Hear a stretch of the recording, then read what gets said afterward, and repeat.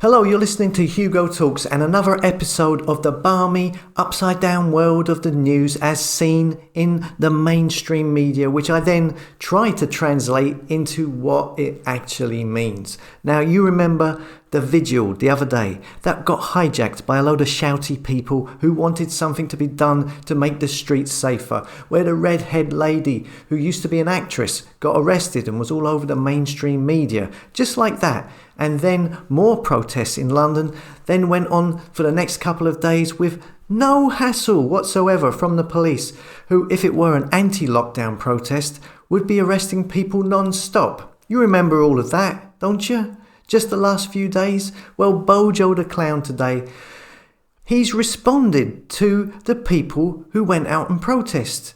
Yes, what do you mean? People go out and protest and then days later the government introduce new ideas? They actually responded to people protesting? It's amazing. I've never heard of such a thing.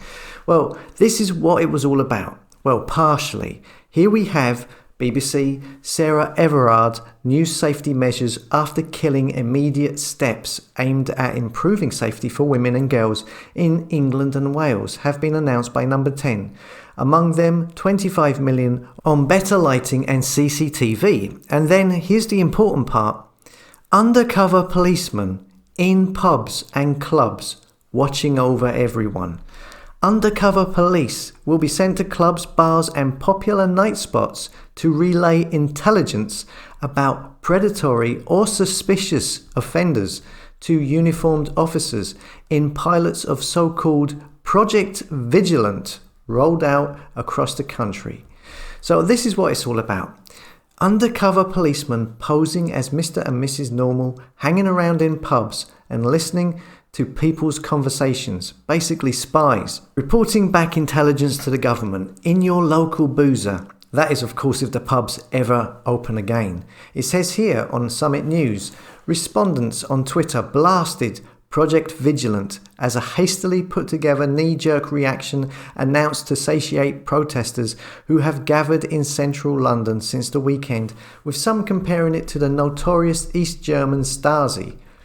So can you imagine what it will be like in a pub? Somebody sitting at a bar, you're having a conversation, you don't know who that person is, and you might say something extremely negative about a member of parliament, and this person is listening in. This will create, this is going to create an atmosphere of mistrust. Who do you trust? Are the government that scared of a revolt? I've always felt that it was one of the main reasons pubs have been closed for so long, simply because word, it gets around in a pub. People talk, people share information, get wise to what's going on. And now we see this has been brought in. But of course, they say it's for the safety of women. Well, I'm not buying that nonsense. I mean, if it was for the safety of women, why are they undercover? Why do they need to be in plain clothes? Why don't you just have a policeman sitting in a pub in his high-vis jacket? Not that anybody really wants that, but, come on. So, secret police spies in pubs, reminiscent of the KGB in Russia or the Stasi in East Germany. This policy announcement has been pretty much derided across the board for obvious reasons. So let us know what you think about this in the comments. As always, thanks for listening. Comment, subscribe to hugotalks.com so I can keep you up to date with news, videos. As you know, not all of the videos now are going to be posted to YouTube. And if you would like to support me, I have just started up a Patreon. All support is much appreciated, and I will see you later.